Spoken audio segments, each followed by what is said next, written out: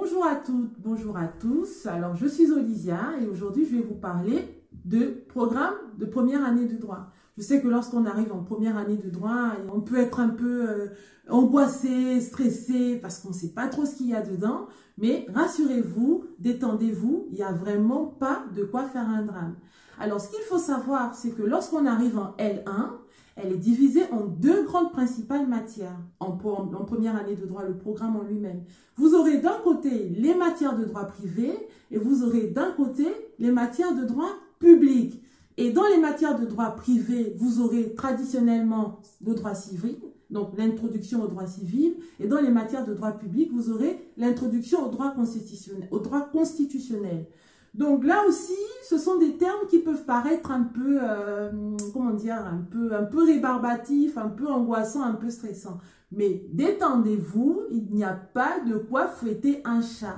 Lorsqu'on sait justement ce qu'il y a dans ces matières, lorsqu'on connaît le programme, on peut réussir à surmonter cette peur, cette angoisse. Ce qu'il faut savoir, c'est que en droit civil, qu'est-ce qu'on attend de vous en droit civil? Qu'est-ce que vous verrez en droit civil? Vous verrez essentiellement le droit des personnes, voilà, ce qui est état civil, le nom, changement de sexe. Moi, je sais qu'à mon époque, j'avais été marquée par une matière, j'avais beaucoup aimé le droit civil, surtout le droit des personnes, parce que c'était à l'époque où justement on parlait de tout ce qui est transsexualisme en fait. Comment changer l'identité, l'état civil de quelqu'un qui a subi une opération pour changer de sexe. Et moi, voilà, j'avais été très passionnée par ça. Et je sais que vous, avec toutes les évolutions législatives qui vont arriver, vous allez voir que le droit civil, ça va vous toucher personnellement. Ça va vraiment vous allez vous sentir concerné parce que vous allez voir qu'il s'agit de vous, des fois de vos parents, de vos familles et même de vos amis. Donc ça aussi, c'est très important. En ce qui concerne le droit constitutionnel, là aussi, vous allez vous sentir beaucoup concerné parce que vous allez voir qu'il s'agit justement de tout ce qui est élection. Vous comprendrez mieux. C'est un droit, c'est une matière qui vous permet de mieux comprendre comment ça se passe au Parlement, à l'Assemblée nationale. Qu'est-ce que c'est? Qui est le président? Qui est le premier ministre? Et tel parti politique? Qu'est-ce que c'est? Moi, je sais que moi, ça m'a permis de mieux vivre. Je sais que lorsque j'ai commencé des études de droit, quelques années après, il y a eu les élections présidentielles. Et j'avoue que cette matière de droit constitutionnel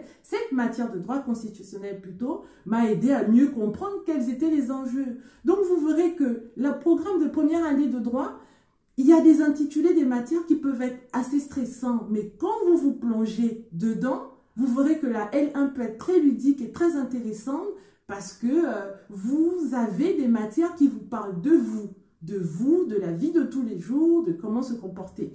Bon, après, c'est vrai que lorsqu'on est juriste en herbe, après, on peut avoir tendance à vouloir tout expliquer, à vouloir tout réglementer, à vouloir montrer qu'on est étudiant en droit. Mais bon, on est tous passés par là. Moi, la première, hein, j'avoue que le fait de savoir, par exemple, que nous étions non pas en cohabitation, là je parle du droit constitutionnel, de savoir que au niveau du Parlement, il y avait l'Assemblée nationale, le Sénat, et qu'au moment du vote d'une loi, le texte faisait une navette entre les deux chambres. Moi, je sais que du coup, lors des repas de famille ou des dîners entre amis, j'aimais bien faire c'est ma pédante un peu, celle qui connaît. Mais il faut passer par là et vous verrez que c'est très intéressant.